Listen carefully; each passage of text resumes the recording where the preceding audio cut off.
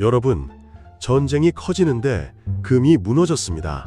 상식대로면 올라야 맞습니다. 안전자산이라면 이런 때 버텨줘야 맞습니다. 그런데 믿었던 금이 하루 만에 크게 흔들렸습니다. 이 장면 그냥 가격 조정으로만 보면 반만 보는 겁니다. 지금 금에서 손실 본 분들 진짜 위험한 건 금값 자체가 아닐 수 있습니다. 더 무서운 건 여러분이 믿고 있던 돈의 공식이 흔들렸다는 점입니다. 오늘 이 영상에서는 세 가지난 바로 정리해드리겠습니다.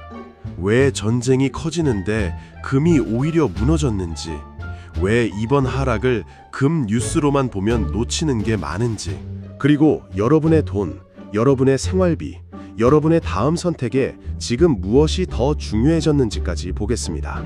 여러분, 이건 단순한 금 투자 이야기가 아닙니다. 이건 내 돈을 지키는 기준이 바뀌는 장면일 수 있습니다. 보통 사람들은 이렇게 생각합니다. 전쟁이 난다. 시장이 불안해진다. 그래서 금이 오른다. 맞는 말 같죠? 실제로 많은 분들이 그렇게 배워왔습니다. 그런데 이번엔 그 공식이 그대로 통하지 않았습니다. 사람들은 여기서 많이 놓칩니다. 전쟁이 났다는 사실보다 더 중요한 건 그 전쟁이 무엇을 밀어 올렸느냐입니다.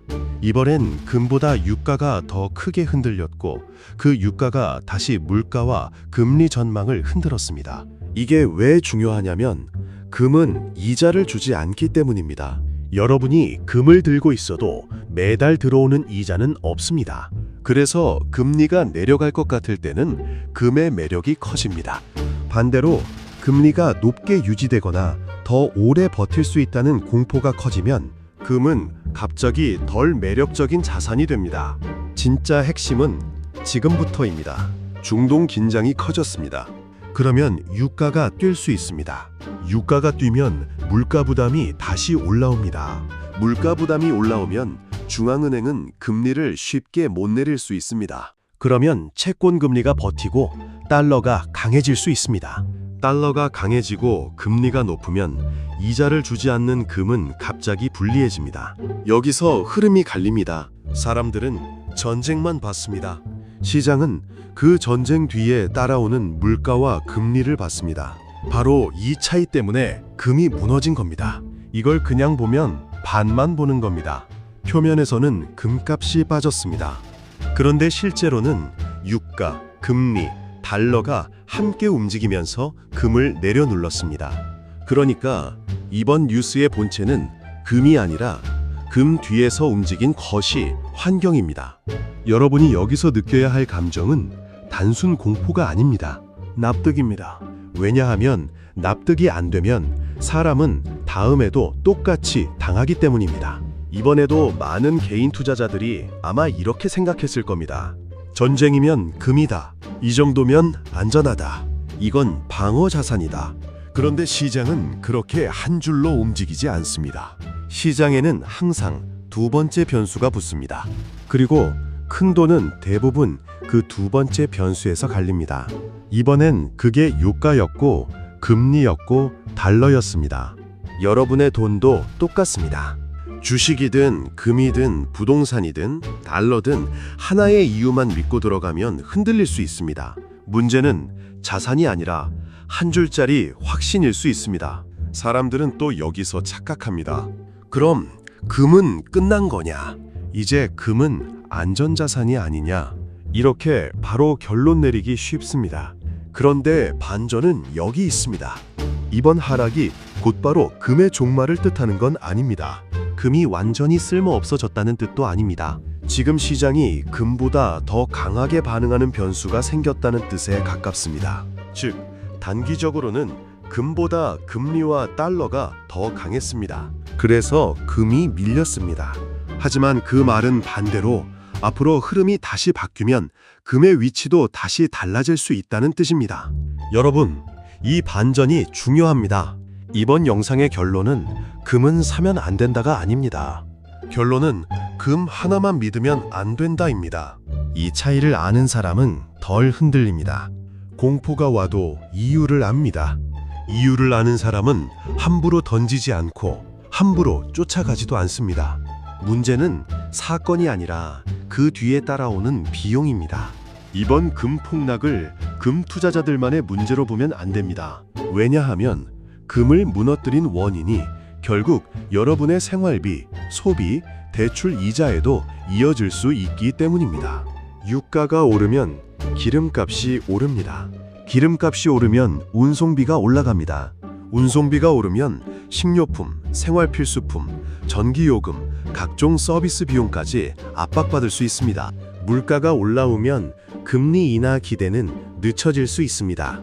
금리 인하 기대가 늦추어지면 여러분의 대출 부담은 더 오래 갈 수 있습니다. 달러가 강하면 원화 기준 수입 물가 부담도 커질 수 있습니다. 여러분, 이제 보이실 겁니다. 이건 금 차트 이야기로 끝날 일이 아닙니다. 이건 여러분의 생활비 이야기이고 여러분의 자산 방어 이야기입니다. 사람들은 여기서 또 놓칩니다. 금값이 빠졌다는 사실에만 집중하면 내동을 흔드는 더 큰 흐름을 놓치게 됩니다. 여러분이 지금 진짜 봐야 할 건 금 가격 하나가 아닙니다. 지금 당장 봐야 할 건 이것입니다. 첫째, 국제 유가입니다. 유가가 다시 강하게 튀면 금에는 부담이 이어질 수 있고 여러분의 생활비 압박도 다시 커질 수 있습니다.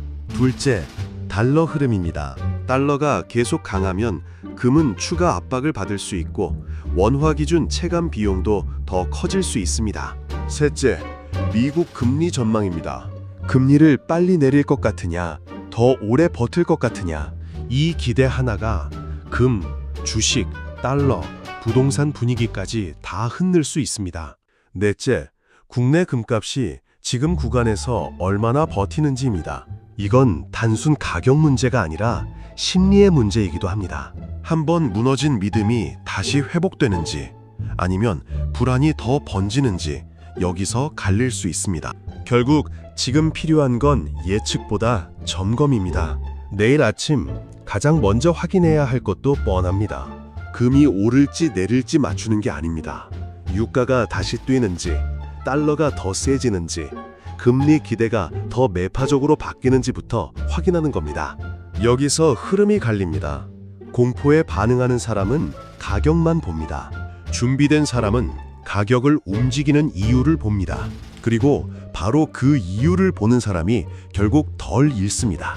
여러분, 지금 같은 장에서 가장 위험한 태도는 확신입니다. 금은 무조건 안전하다. 전쟁이면 무조건 오른다. 지금 빠졌으니 무조건 싸다. 이런 한 줄 공식이 제일 위험합니다.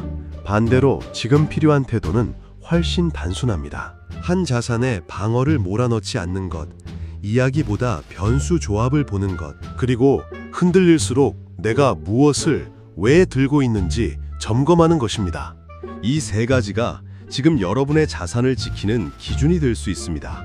지금 상황 해석은 분명합니다.